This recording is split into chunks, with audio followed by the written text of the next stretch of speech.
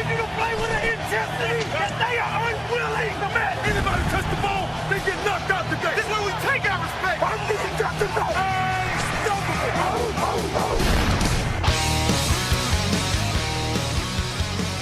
Bem-vindos ao podcast NFL Hoje. Meu nome é Gabriel Martins e aqui comigo hoje está o José Paulo Mendes. Tudo bem, Zé? Tudo ótimo, Gabriel, e com você?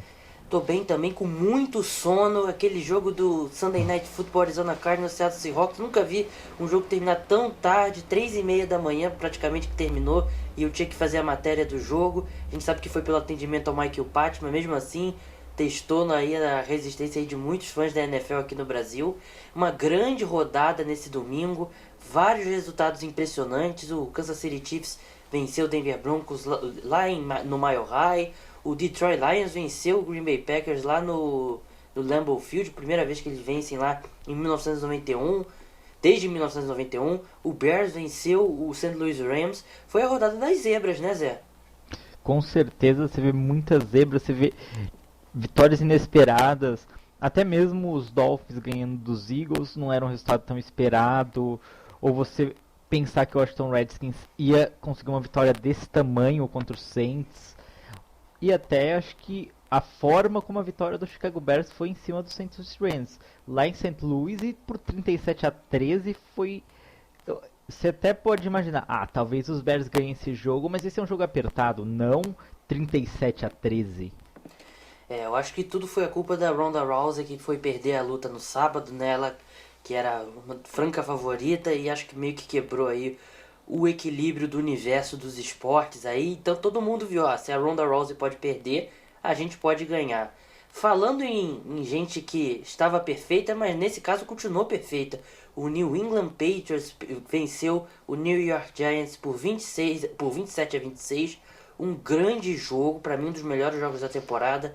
Algumas pessoas mandaram mensagem no Twitter pra gente, reply lá no Twitter, falando que foi o melhor jogo da temporada. Eu particularmente aí teria que dar uma olhada aí no restante dos jogos aí para dar uma lembrada, mas certamente esse vai ser um jogo que a gente vai lembrar bastante. E foi o que eu escrevi na matéria. Quando o New England Patriots e o New York Giants entram em campo, não tem jogo ruim. A gente lembra muito dos dois Super Bowls, né? O Super Bowl 42 e o Super Bowl 46, né? Mas também teve um jogo em 2011 de temporada regular entre os dois times, que o New York Giants venceu. Também foi um jogaço, um grande jogo. Então esses times aí, pra mim, é uma rivalidade, mesmo não sendo de mesmas conferências, um time da NFC, outro da AFC, mas eu acho que o histórico recente aí na última década transformou numa rivalidade. Eu acho uma rivalidade bem legal. Eu acho que por mais que os dois times aí queiram ganhar muito um do outro, acho que tem um respeito, principalmente entre as torcidas. Vai ser, esse New England Patriots vai ser, essa era Belichick e Brady, vai ser considerada aí uma das maiores dinastias da história da NFL. Mas no livro de histórias vão ter que ter ali o que o New York Giants era a pedra no sapato. O New York Giants aí é um time trabalhador, com poucas estrelas e um time esforçado, que era o time que mais dava trabalho para o New England Patriots. Todo mundo sabe que o New England Patriots os únicos 2 Super Bowls que eles perderam nessa era foi para o New York Giants do Eli Manning e do Tom Coughlin. Vou começar primeiro pela entrevista do Tom Brady. Vamos ouvir o que ele disse depois do jogo. A lot of game-changing plays, so I'm glad we came out on top. We fought to the end. It's a tough team, and it always comes down to the end with them. We talked about it before the game. It was play hard for 60 minutes, and it took every last second. So proud of our team and the way we fought. But we can do some things better than we did today. Certainly I can, but I'm glad we're 9-0. Ele falou que ocorreram muitas jogadas que mudaram o jogo, mas que felizmente eles terminaram com a vitória. Ele disse que os Patriots lutaram até o fim contra uma equipe muito dura, que sempre quando eles enfrentam os Giants o placar é só definido no fim, que antes do jogo os jogadores dos Patriots sabiam que iam precisar lutar até o fim. E ele terminou dizendo que estava orgulhoso da equipe, mas que eles podem jogar muito melhor e que está feliz por estar 9-0. Uma coisa que a gente tem que ressaltar primeiro, eu acho que o New York Giants jogou acima de todas as expectativas. Ninguém esperava que esse jogo fosse remotamente perto. Claro que a gente espera por causa da mística desse confronto, mas pelo que os dois times vinham apresentando em campo, o New York Giants é uma das piores, se não a pior defesa da NFL, contra um dos melhores ataques da NFL. Acho que a gente Analisando friamente, não tinha como dar muita chance para os Giants. Mas a defesa teve disparada a melhor atuação da temporada. Conseguiu algo que não estava conseguindo ao longo do ano, que era pressionar o quarterback. O Jason Pierre-Paul teve uma boa partida. O ataque foi muito bem, apesar de não ter corrido muito bem com a bola. Tem aqui os números. O Rashad Jennings foi o principal running back dos Giants com 39 jardas apenas. Mas o Eli Manning teve uma grande partida aí. Teve 24 de 44 passes para 361 jardas e 2 touchdowns. Foi um jogaço, para quem não viu o jogo, o New York Giants liderou a maior parte, chegou a estar vencendo por 10 pontos, que foi a maior diferença que o New England Patriots ficou atrás durante a temporada. Mas eles conseguiram virar, o New York Giants foi lá e conseguiu o field goal, né? Teve até aquela polêmica ali do touchdown do Odell Beckham. Você achou que foi touchdown, Zé? O do Odell Beckham achei que não foi não, porque ele sai do campo e ele ainda não tem ali o controle da bola. Eu também achei, vi muita gente falando, realmente eu achei que a gente sabe que essa regra da recepção é uma das mais confusas da NFL, mas eu particularmente não achei que foi touchdown não. E assim, até muita gente criticou também a forma como os Giants controlaram o relógio, mas eu acho assim, se tivesse sido touchdown ninguém ia estar falando isso, né? Porque acho que os Giants foram agressivos. Eles não estavam conseguindo correr com a bola e eu particularmente achei que deveriam ter corrido com a bola, porque pelo menos você gasta mais o relógio, não foi o caso. Até achei que o Eli Manning teve uma boa presença de espírito ali no third down, ele em vez de tentar forçar o passe ou sair de campo, ele meio que se jogou ali em campo para obrigar o Patriots a usar o último tempo, mas aí conseguiu o field goal, botou a liderança ali por 26-24. Mas o New England Patriots marchou lá de volta e com 1 segundo faltando no relógio, o Stefan Gostkowski conseguiu o field goal de 54 jardas. Gostkowski é um dos melhores kickers da NFL, sem dúvida. Prova isso a cada dia. E o New England Patriots sobreviveu, mas antes de passar a bola para o Zé, o New England Patriots sem o Dion Lewis, né? Acho que foi o primeiro jogo dos Patriots sem o Dion Lewis. Fez diferença. Perdeu o Julian Edelman, se não me engano, no começo do segundo quarto. E do lado da defesa não tinha o Jamie Collins, né, que talvez seja o melhor jogador defensivo, ou ele ou o Devin McCourty são os melhores jogadores defensivos do New England Patriots. Então acho que foi uma soma de fatores. Todos os méritos têm que ser dados para os Giants por ter feito esse jogo duríssimo. Tem que dar méritos para os New England Patriots por ter essa capacidade de reação. Mas acho que foi ali o momento mais vulnerável do Patriots na temporada, né, Zé? Sim, os Patriots durante muito tempo no jogo eles não conseguiam encaixar e os Giants jogando muito bem, com o Eli Manning passando muito bem a bola. Teve até aquele dado que eu postei no intervalo do jogo, que foi a comparação dele com o Peyton Manning, que há 2 temporadas atrás se imaginava que teria alguma coisa errada, alguém teria trocado os nomes, e é incrível como o Eli ele tem se adaptado bem dentro desse novo esquema e conseguido produzir muito mais para o New York Giants, que assim como você falou do lance do Odell Beckham, eu acho que ali, além do touchdown, se eles convertem os 2 pontos, aí nós teríamos um jogo com muitas chances de ir para prorrogação. São uma série de fatores, não dá para você criticar os Giants por isso. Mas mesmo assim, a equipe está encaixando muito bem e em breve deve ter o retorno do Victor Cruz, que deve deixar esse ataque ainda mais poderoso. E pelo lado dos Patriots, o Tom Brady ele não teve uma partida tão boa, mas quando ele se ajustou, ele conseguiu ser decisivo ali na campanha final, colocando o Gostkowski numa posição de campo boa para chutar. E é isso, os Patriots eles não conseguiram ter uma partida tão boa ontem. Eles sentiram falta dos seus jogadores e o Edelman só deve voltar lá no final de dezembro. E vai ser um jogador que vai fazer muita falta, mas o Amendola ele conseguiu aparecer bem no jogo. Tem o LaFell também que está aparecendo bem. Eu acho que juntos eles conseguem não compensar o Edelman, mas manter o nível da produção dos Patriots alto. E o Gronk, que a defesa dos Giants conseguiu marcar ele muito bem por muito tempo, o que foi até uma surpresa, até aquele passe de 76 jardas que foi inacreditável e foi uma jogada assim que subiu muito a moral dos Patriots no jogo. Teve também a interceptação do Landon Collins, né, que ele acabou deixando cair, que também poderia ter selado o jogo, mas assim, eu acho que também não dá pra botar muita culpa no safety, porque ele se machucou na jogada, né, então ele caiu em cima do braço, então acho que acabou deixando a bola cair. Então acho que é um lance que acontece, vida que segue pros Giants. Tiveram sorte que o Philadelphia Eagles perdeu, né, pro Miami Dolphins, que a gente vai falar mais pra frente, e continua na liderança aí da NFC Leste com 5 vitórias e 5 derrotas. Então acho que outro ponto que eu queria destacar é o Dwayne Harris, né? Muita gente criticou os Giants pelo contrato que eles deram pro Dwayne Harris, era relativamente alto para um retornador, mas ele vem tendo um impacto bem legal como wide receiver, né? A gente esperava o Victor Cruz, que não voltou até agora, esperava o Ruben Randall, mas ele vem sendo o segundo melhor recebedor aí da equipe, atrás do Odell Beckham. E o Odell Beckham, que teve também uma grande partida, ele travou uma grande batalha com o Malcolm Butler. Acho que o único momento que ele venceu mesmo o Malcolm Butler foi naquele touchdown de 87 jardas, o touchdown mais longo da carreira do Odell Beckham. Um fato que eu achei muito interessante também, que foi o touchdown mais longo cedido pelo New England Patriots na era Brady e Belichick, né? Então, ver como é que esse time, ao longo dessa mais de uma década aí, vem sendo tão sólido defensivamente. Bem, vamos avançar para o próximo jogo agora. Agora a gente vai falar do Sunday Night Football.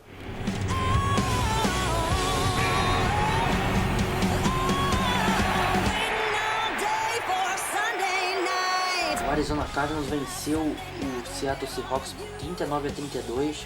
Uma grande demonstração de força pelo Arizona Cardinals. Era o meu palpite a vitória do Cardinals antes do jogo.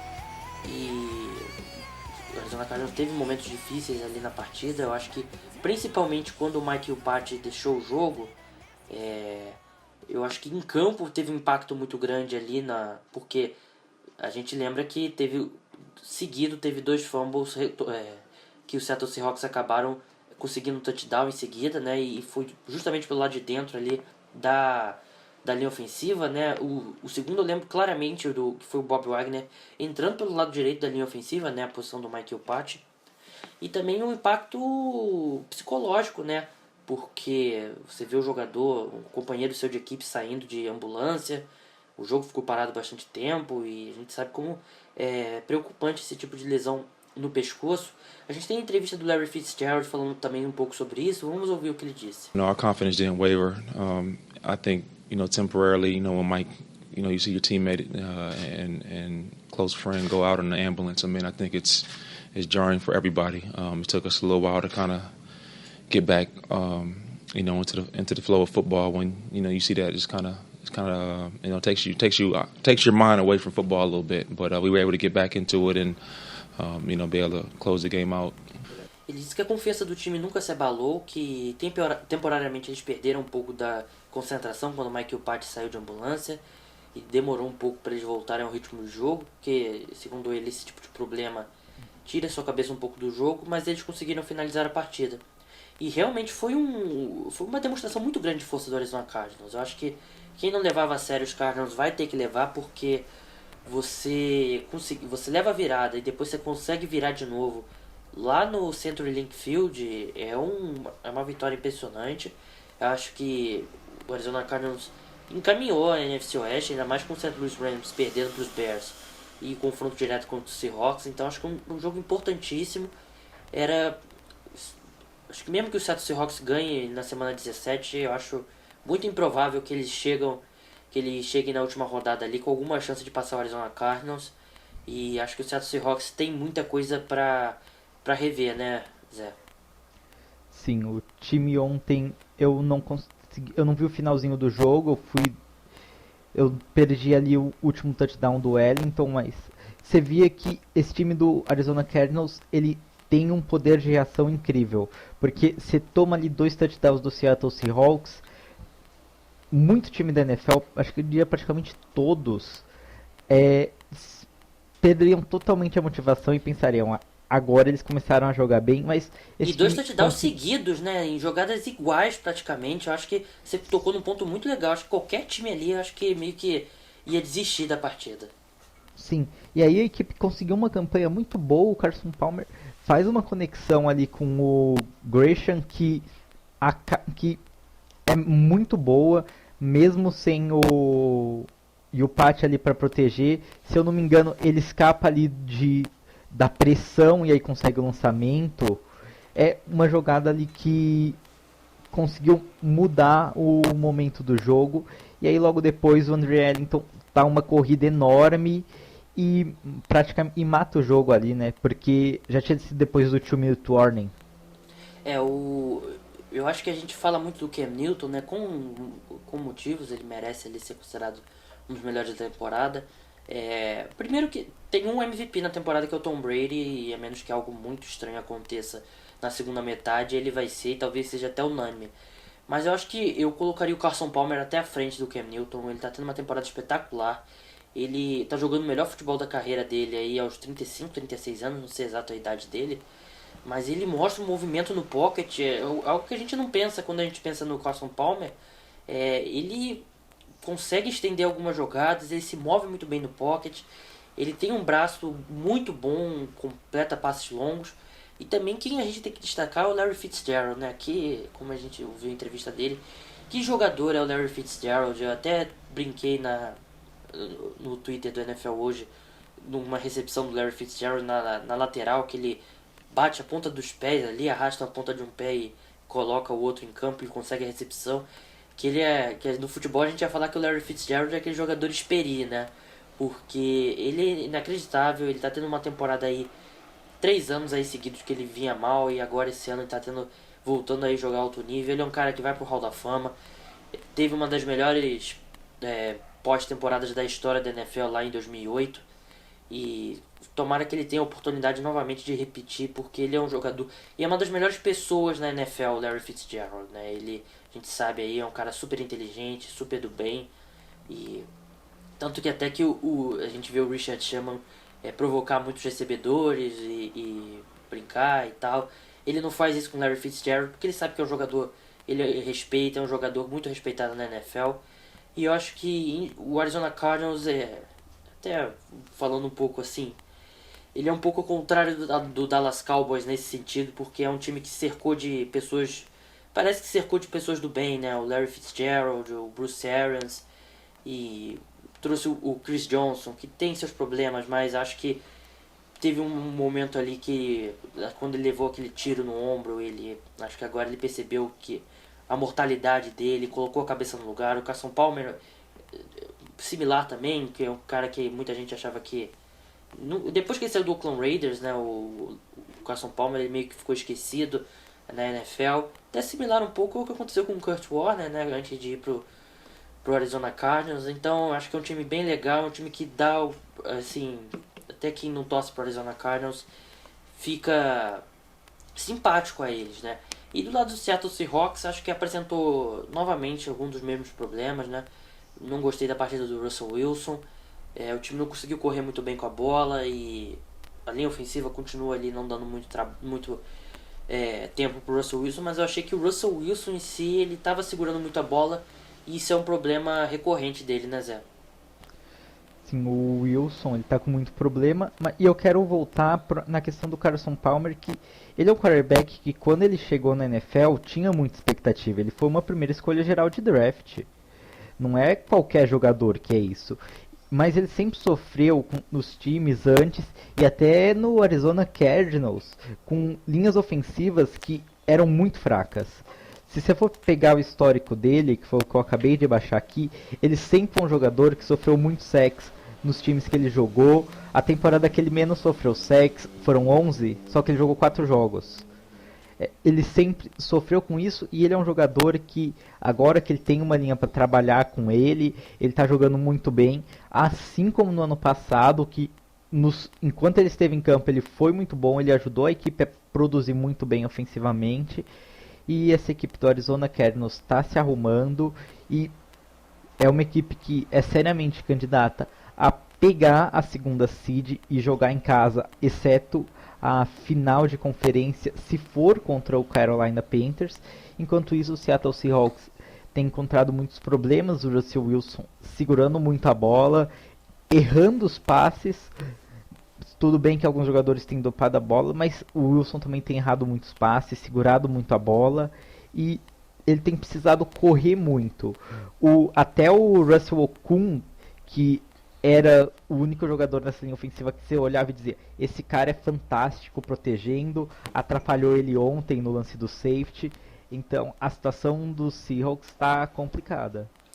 Uma coisa também que eu queria falar, só pra gente encerrar o assunto desse jogo, a gente fala muito da Legion of Boom com motivos, né, com razão, mas eu acho que quem acompanhou os dois times esse ano sabe que a secundária do Arizona Cardinals está tendo uma temporada muito superior. Eu acho que principalmente o Tyrann Mathieu, que para mim talvez seja um dos principais candidatos a Defensive Player of the Year. O Patrick Peterson também está tendo uma ótima temporada. E do lado do Seattle Seahawks, você tem o Chancellor, o Earl Thomas e o Richard Sherman, talvez não jogando nos melhores níveis da carreira deles, mas jogando muito bem, jogando em níveis de estrelas que eles são. Mas eu acho que pela primeira vez a gente vê essa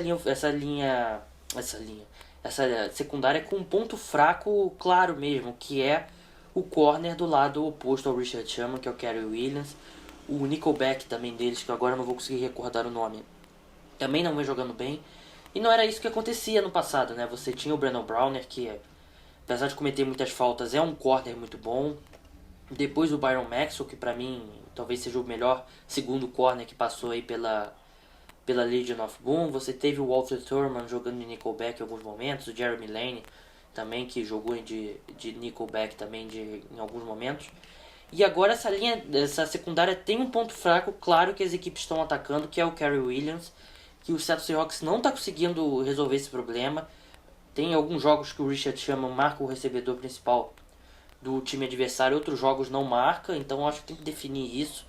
E aconteceu justamente o que, eu não lembro, foi com o Marco, né, no podcast sexta-feira, que eu falei que o Arizona Cardinals usa muito bem os três recebedores dele, né, o Michael Floyd, o Larry Fitzgerald e o John Brown. O John Brown em si até não teve um jogo tão espetacular, mas o xará dele, né, eu sei que é Dwayne Brown, né, acho que não é nem John Brown, teve uma partida espetacular. Então, quando o Seattle Seahawks enfrenta um time que tem esse ataque mais variado, ou seja, não tem só um recebedor ali que recebe todos os passes, o time sofre, porque a secundária ele não tá conseguindo marcar os outros alvos.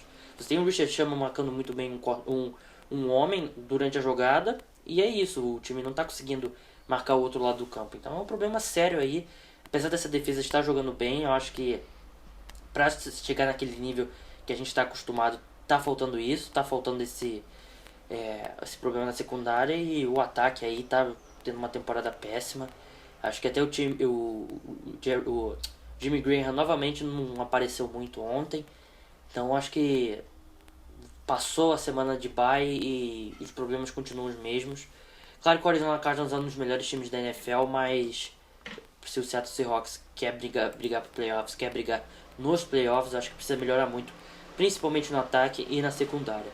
Agora vamos passar para o próximo jogo aí que a gente vai falar, que tinha tudo para ser um jogo histórico, né, Zé? E foi um jogo histórico, mas não pelos motivos que a gente esperava. O Kansas City Chiefs venceu o Denver Broncos por 29-13. O Peyton Manning bateu o recorde de jardas aí do Brett Favre. Agora ele é o quarterback com mais jardas na história da NFL. Mas lançou 4 interceptações e acabou sendo tirado do jogo pelo Brock Osweiler, né, que é o reserva dele. Antes da gente passar para falar do Peyton Manning, que obviamente é o grande assunto, a gente tem a entrevista do Gary Kubiak e ele assumiu a responsabilidade pelo desempenho do Peyton Manning. Ele falou que o Peyton Manning jogou machucado. Vamos ouvir o que ele disse. I'm disappointed myself. This is on me. I probably should have made a decision not to play him in the game, and the reason I needed to make that probably a tough decision there. He practiced Friday, felt good. Came out of practice Friday, Saturday, as y'all know, his ribs were bothering him a little bit, and I probably should have right there said, no, he's not going to go this week. But he's a competitor. He wanted to play. Akib was out. DeMarcus was out. He wanted to go. He felt like he could go. But I'm disappointed myself because I probably should have made that decision yesterday and I didn't, so it's on me. Ele disse estar decepcionado com ele, Gary Kubiak mesmo, que ele deveria ter tomado a decisão de não ter deixado o Peyton Manning jogar. Disse que o quarterback treinou na sexta e no sábado, mas ele acabou sentindo dores no quadril, que é o mesmo local que ele sofreu a lesão no ano passado, e que o Kubiak deveria ter tomado a decisão de não ter deixado que o Peyton entrasse em campo. Ele completou falando que o Peyton quis entrar em campo, ainda mais com o DeMarcus Ware e o Aqib Talib fora, mas ele assumiu a culpa totalmente como treinador, disse que não deveria ter colocado o Peyton em campo. Talvez, é claro que acho que se o Peyton tivesse jogado bem, tivesse vencido o jogo, ele não estaria falando isso, né? Eu até acredito que o Peyton realmente tenha sentido dores no quadril, que foi o problema que atrapalhou tanto ele no final da temporada passada. Mas é muito mais do que isso, né, Zé? Sim, você vê claramente que o Peyton Manning ele não é mais o de antigamente. Você vê ele lançando a bola, que ele não tem aquela força no braço. E eu acho que o lance que ficou mais claro para ver isso é a quarta interceptação dele, que a bola fica muito atrás do recebedor e fica muito fácil para o corner adversário conseguir a interceptação. Se eu não me engano, foi a do Eric Berry. E 4 interceptações, sinceramente, ficou barato. Eu lembro que teve uma que foi dropada, mas era praticamente uma interceptação muito fácil. Eu não lembro agora qual corner acabou dropando essa bola, mas saiu barato. E os Broncos, eu acho que eles têm que começar a pensar em começar o jogo com os Osweiler. Vai ser o assunto da semana, né? Não tem jeito, vai ser se o Peyton Manning vai jogar ou não. Eu acho bem provável até que eles voltem a usar essa carta aí e dizer que o Peyton Manning tá machucado pra tirá-lo de campo. Eu acho que é o que eu falei, acho que se o ataque tivesse jogado bem, se tivesse corrido bem com a bola e tivesse vencido, eu acho que ninguém estaria falando dessa lesão do Peyton Manning.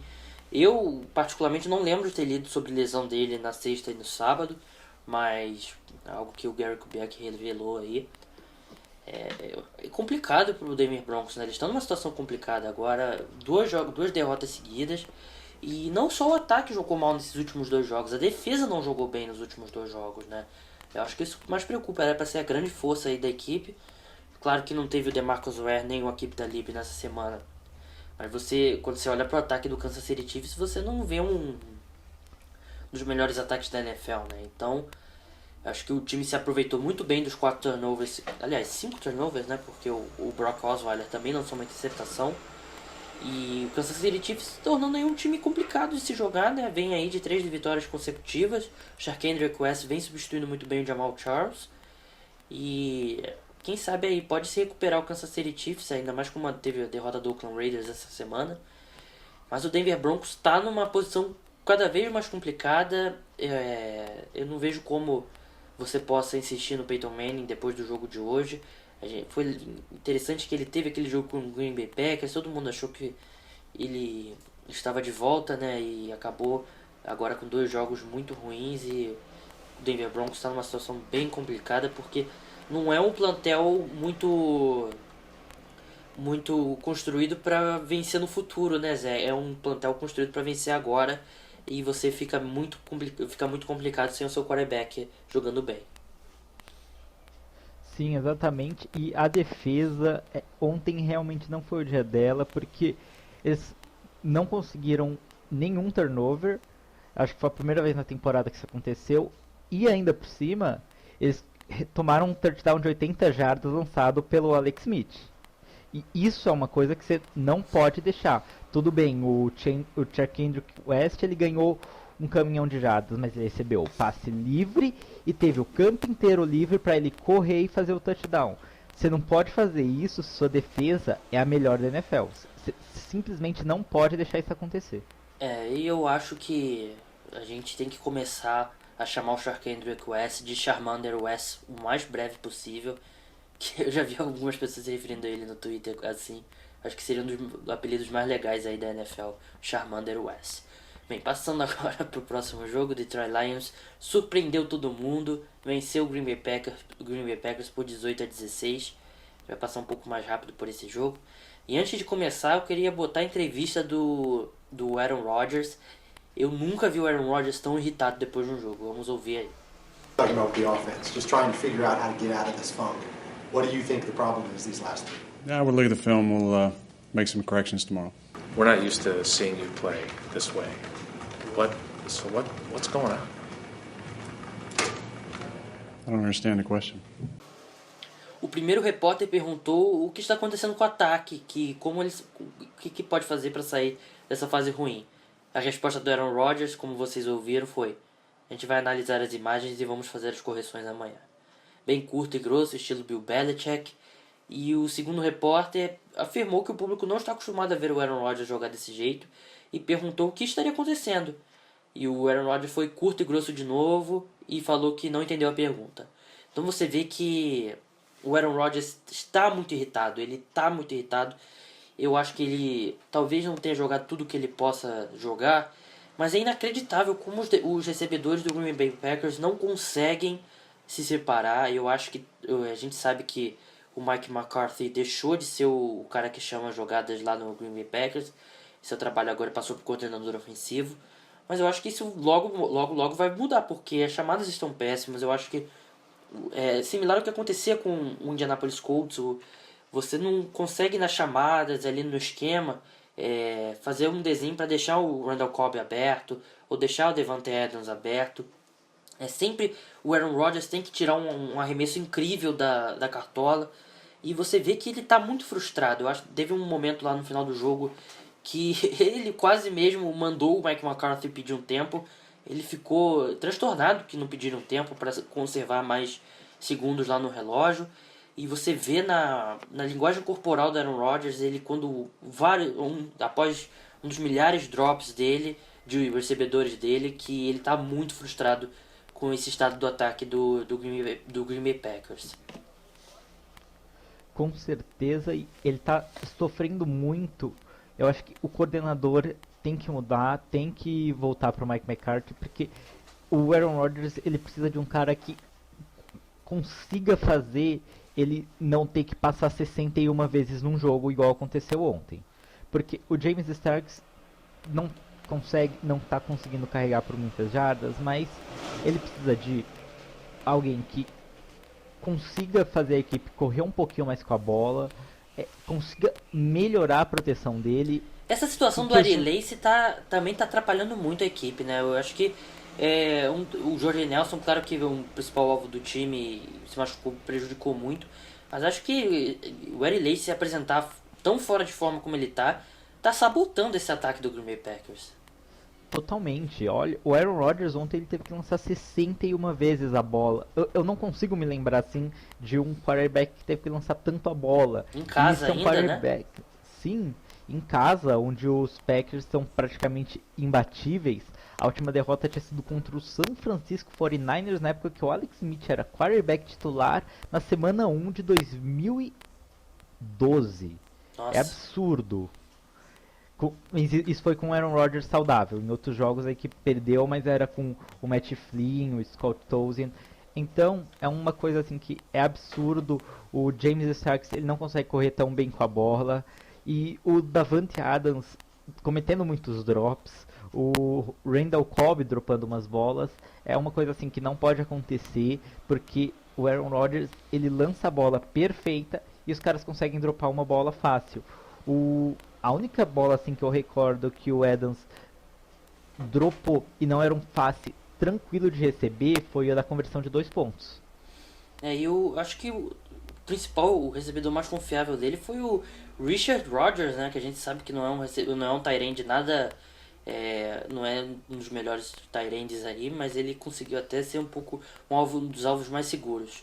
E do lado do Detroit Lions, né? Eu acho que a sacudida aí que a Martha Ford fez na franquia deu resultado, né?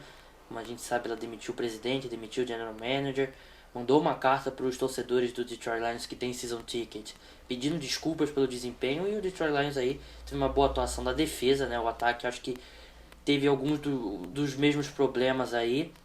E é isso, né? A situação do Green Bay Packers também tá complicada. O Minnesota Vikings ultrapassou eles na NFC Norte. Acho que é um time que tem muita coisa para melhorar aí no ataque, então vamos ver como é que o Green Bay Packers aí vai seguir. E semana que vem vai jogar contra o Minnesota Vikings lá em Minnesota, então pode ser uma 4ª derrota consecutiva. É verdade, acho que até nesse momento o Minnesota Vikings, principalmente em casa, seria favorito contra o Green Bay Packers. Acho que de repente até jogando no Lambeau Field. Bem, a gente está falando do Minnesota Vikings, então é uma boa hora para a gente passar para a segunda etapa do nosso programa, que a gente vai analisar o restante dos jogos, né? O Zé vai passar por um, eu vou passar por outro, e o Zé vai começar justamente falando da vitória do Minnesota Vikings para cima do Oakland Raiders, lá em Oakland, por 30-14.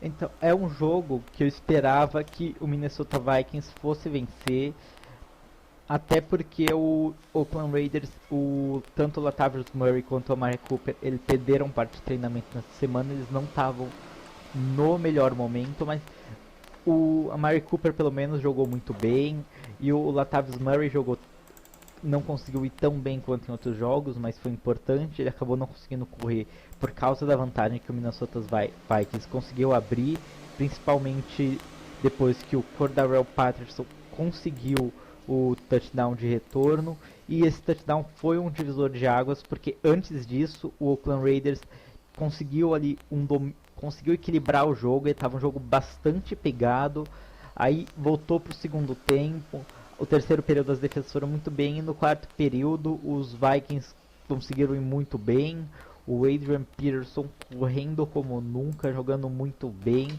sendo um cara ali que está fazendo a diferença, e mantendo esse ritmo, com o Ted Bridgewater administrando bem o jogo aéreo quando precisar, e o Adrian Peterson correndo do jeito que ele está correndo, essa equipe pode ser muito perigosa em janeiro, principalmente na neve, caso ocorram jogos lá em Minnesota. É verdade. Agora passar para o próximo jogo, o Cleveland Browns perdeu para o Pittsburgh Steelers por 9-30. O jogo foi até engraçado que o Big Ben, apesar de ele se machucou na última semana, ele foi relacionado para o jogo, né, ali como um quarterback de emergência, né, porque o Landry Jones ia para o jogo e claramente o time não confia no Michael Vick, colocou o Big Ben como reserva, e o Landry Jones de fato se machucou e o Big Ben teve que entrar. Ele teve 379 jardas, é a maior quantidade de jardas aéreas por um quarterback que não começou o jogo como titular. E o Pittsburgh Steelers não teve muita dificuldade para vencer o Cleveland Browns por 39. O Johnny Manziel acertou 33, 45 passes, 372 jardas, um touchdown e uma interceptação. Eu acho que mais uma vez o Johnny Manziel entrou em campo e mais uma vez ele deu um passo à frente. Eu acho que ele continua a evolução dele. A gente já explicou bastante o porquê do Johnny Manziel não ser o titular, porque que eles não estão usando o Johnny Manziel, porque o Mike Pettine, na opinião dele, acha que o Josh McCown dá mais oportunidade para ele vencer os jogos, e o Cleveland, ele precisa vencer jogos para permanecer no cargo, né? Isso acontece quando a diretoria e o técnico não estão se entendendo muito, e isso é um problema crônico do Cleveland Browns. Mas eu acho inacreditável como, se o Josh McCown voltar na próxima rodada, vai ser bem decepcionante para a torcida dos Browns. E a defesa dos Browns estava ontem sem o Joe Hayden mais uma vez e sem o Dante Whitner, e não teve qualquer resposta aí para parar o Martavis Bryant, que teve 178 jardas e um touchdown e estava no meu banco no Fantasy, né? Muito feliz por causa disso. O Antonio Brown teve 10 recepções, 139 jardas e 2 touchdowns, teve outra partida espetacular. Antonio Brown um dos melhores recebedores, se não o melhor recebedor da NFL. E o Cleveland Browns, que era para ter uma defesa forte, não tem pass rusher nenhum e a secundária está jogando muito mal. Então é um time aí que já está de olho aí já no draft de 2016. Será que vai draftar um quarterback? Será que vai insistir no Johnny Manziel e draftar aí talvez o melhor jogador disponível? Então só isso, só a gente vai ter que ver. O Pittsburgh Steelers vai ter uma semana de bye agora, o Big Ben vai poder descansar bem esse pé dele. E os Steelers aí com 6 vitórias e 4 derrotas continua aí um dos times fortes aí da AFC, sofrendo com lesões, claro, o time vai ter que mostrar aí um pouco de força para superá-las, mas continua mesmo sem o Le'Veon Bell sendo um dos melhores ataques da NFL. Zé, Panthers 27 e Tennessee Titans 10. Era esperada uma vitória fácil para os Panthers, assim como foi. A equipe teve um retorno para touchdown que foi anulado por causa de uma falta. Foi um jogo tranquilo, o Ken Newton só administrou, conseguiu correr para um touchdown. que deu até ali um princípio de confusão, mas vocês vão poder ler sobre isso mais tarde no site, provavelmente já vai ter saído a matéria quando a gente publicar o podcast. E o Jonathan Stewart correndo muito bem. Pelo lado do Tennessee Titans, você vê o Mariota, que ele tem muitos problemas contra defesas boas, ele ainda não está sabendo jogar. Ele teve excelentes jogos, por exemplo, contra o Saints semana passada, que tem uma defesa muito fraca, ele lançou 4 touchdowns, mas ontem ele só conseguiu 185 jardas lançadas, foi interceptado uma vez, não conseguiu lançar touchdown. Foi uma partida muito ruim dele, talvez ali pior que essa, só a partida contra os Bills na semana 5, em que os números dele foram muito parecidos, mas contra os Bills ele foi pior. E o ataque dos Titans realmente não funcionou bem nesse jogo. O time sofreu muito, a interceptação teve muito mérito dos Panthers e foi um jogo assim muito tranquilo para os Panthers, não era um desafio, foi sem maiores dificuldades. Agora passar a derrota, o massacre do Redskins para cima do New Orleans Saints. O Redskins venceu por 47-14. O Saints deu alguns sinais de vida, mas a defesa despencou novamente. É uma das piores defesas da NFL, sem dúvida, talvez aí uma das piores defesas da história da NFL. O Redskins simplesmente não conseguia correr com a bola nas últimas semanas. Correu para 200 jardas, o Kirk Cousins teve aí 4 touchdowns e 324 jardas. O Jones, o running back, teve 131 jardas recebidas e 50 correndo com a bola, né? Então foi um verdadeiro massacre, não tem nem muito o que tirar desse jogo. Redskins agora na segunda colocação da NFC Leste, né? O time tá vivo ainda mais, né, com a derrota dos Giants e dos Eagles. E os Saints aí acho que dão adeus à temporada. Até a gente falou na sexta-feira que era um jogo que o time que perdesse dava adeus de fato da temporada, e o time que vencesse permaneceria vivo, né, pelo menos matematicamente. E teve um momento muito legal do jogo, né, que o pai do Kirk Cousins, né, ele foi no jogo, é a primeira vez que ele vai no jogo depois que ele foi diagnosticado com câncer, né, vem fazendo tratamento aí desde julho, e depois do jogo o Kirk Cousins foi na arquibancada e deu a bola pro pai, um momento muito bonito, a gente vai falar mais sobre isso numa matéria mais tarde. Então momentos bonitos como esse que deixam o esporte ainda mais legal. Zé, Miami Dolphins 20, Philadelphia Eagles 19. Esse jogo você pode dizer que foi um dos jogos que teve mais erros das duas equipes que eu já vi na minha vida, porque tanto os Dolphins quanto os Eagles cometeram muitos erros absurdos. Os Dolphins cometeram safety bobo, depois ainda cometeram um incrivelmente problemático. Zé, rapidinho, foi o touchdown. terceiro jogo seguido dos Dolphins com safety, né? Isso é inacreditável. Sim, eu acho que deve ter sido um recorde histórico. Eu não cheguei a pesquisar isso, mas é incrível a quantidade de erros que cometeu no primeiro tempo o Miami Dolphins e que cometeu no segundo tempo o Philadelphia Eagles.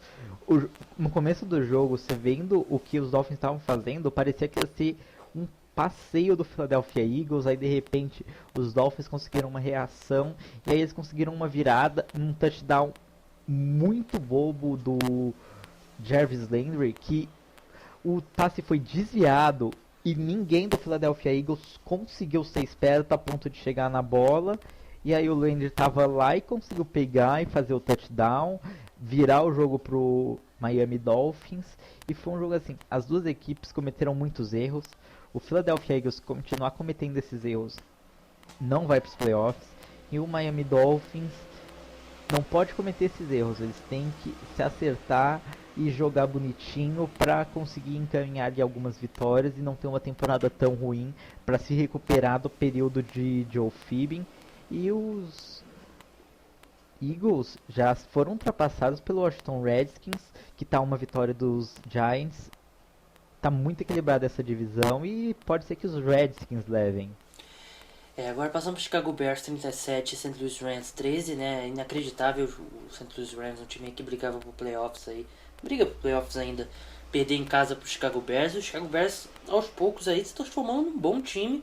Tem 4 vitórias na temporada, empatou com o St. Louis Rams, tá na briga aí pro Wild Card. Algo impensável aí até pouco tempo atrás.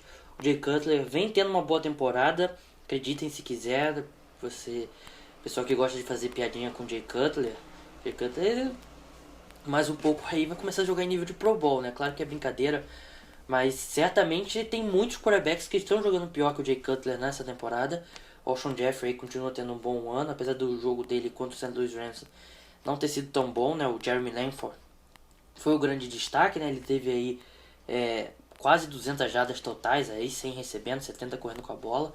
E o St. Louis Rams se colocou num buraco ali que não pôde nem correr muito com a bola com o Todd Gurley, né? Ele teve apenas 12 carregadas, ele até chegou ali a 90 jardas totais e um touchdown. Um bom jogo para fantasy, ele teve um bom jogo em geral, mas o St. Louis Rams é só o Todd Gurley, né? Então, e quando você fica atrás no placar, você não consegue correr muito com a bola. E acho que é uma coisa também que mostra esse jogo, o abismo entre as comissões técnicas, né? O Jeff Fisher, eu não entendo como ele ainda pode continuar empregado lá no St. Louis Rams. Provavelmente aí, ano que vem deve ser ano novo e cidade nova, quem sabe aí pros Rams, e head coach novo, porque mais uma decepção dessa. E a comissão técnica do Chicago Bears aí fazendo um trabalho espetacular. John Fox aí pra mim já começa a ser até um candidato a head coach of the year, porque ninguém esperava. O Vic Fangio fazendo um trabalho espetacular na defesa, o Adam Gase fazendo um trabalho espetacular com o ataque. Então a força do Chicago Bears está nessa comissão técnica aí, e acho que mais um ano e mais um draft, não sei se eles não vão ter, acho que não vai ter força para chegar aos playoffs, mas aí mais um ano, mais um draft aí feito com essa comissão técnica, com essa administração aí, acho que os Bears podem voltar a ser um time forte aí na AFC Norte, e daqui a pouco eles vão alcançar o Green Bay Packers nesse ritmo, né? Porque o Green Bay Packers em queda livre, se eu não me engano, eles jogam até no jogo do... Confundi, eu achei que eles jogavam no Thanksgiving. Mas mesmo assim, o torcedor dos Bears ficando aí esperançosos aí com a equipe. Zé, passando rapidamente, que a gente sabe que esse jogo foi bem ruim. O Dallas Cowboys perdeu por 6-10 pro Tampa Bay Buccaneers. 6ª derrota consecutiva sem o Tony Romo, né? Sétima, isso. Foi, pra mim, o pior jogo da temporada. Eu não vi todos os jogos, mas de todos que eu vi, com certeza o pior. Um jogo muito chato. E quando parecia que uma equipe ia chegar na Red Zone, eles davam um jeito de estragar. O Winston foi interceptado 2 vezes próximo da end zone dos Cowboys. Se eu não me engano, uma na Red Zone e uma na linha de 20 e poucas jardas. E mesmo assim, o Dallas Cowboys conseguiu perder o jogo, porque ele sempre conseguia acabar deixando o Tampa Bay chegar na sua red zone. Chegou uma hora que não tinha jeito e o Winston correu numa chamada que foi muito boa, conseguindo realizar boas chamadas essa equipe de Tampa Bay. O Mike Evans, ele teve um primeiro tempo muito ruim, mas cresceu demais no segundo tempo e ajudou essa equipe a crescer. E do Dallas Cowboys, eu só queria comentar a jogada final, que o Matt Castle foi para uma Hail Mary em cima do Dez Bryant, e o Dez Bryant, ele sofreu uma falta que não foi dada, mas que não foi marcada, só que claramente você vê que ele não teria sofrido aquela falta se ele tivesse 100% saudável, porque é uma jogada que com certeza, se ele tivesse saudável, ele brigaria e talvez até provavelmente conseguiria realizar a recepção, porque a bola foi bem colocada. Bem, agora falar do Jacksonville Jaguars 22, Baltimore Ravens 20. Acho que só preciso falar da última jogada, que foi bem ali, resumiu a temporada desses dois times, né? O cronômetro estava quase zerado, o Ravens estava ganhando por 20-19. Se não me engano, é poucos segundos, né? O Blake Bortles conseguiu fazer o snap antes da bola do cronômetro zerar. Ele tropeçou, caiu, levantou, veio o Elvis Dumervil para finalizar o serviço, era cair em cima do Blake Bortles e ganhar o jogo. Só que ele cometeu um face mask, então, como a gente sabe, o jogo não pode terminar com uma falta. O time teve as 15 jardas aí, andou as 15 jardas para frente, com o cronômetro zerado, chutou o field goal e venceu o jogo. Acho que um resumo da temporada aí dos dois times, 2 temporadas decepcionantes, mas o Jaguars continua vivo aí na fraquíssima AFC Sul. Bem, não temos tempo para mais nada, já estouramos todo o tempo. Vou agradecer a todo mundo que escutou. Quarta-feira a gente volta com mais um podcast. Meu nome é Gabriel Martins, você esteve comigo com o José Paulo Mendes. Então a gente se vê na quarta-feira. Até lá, tchau!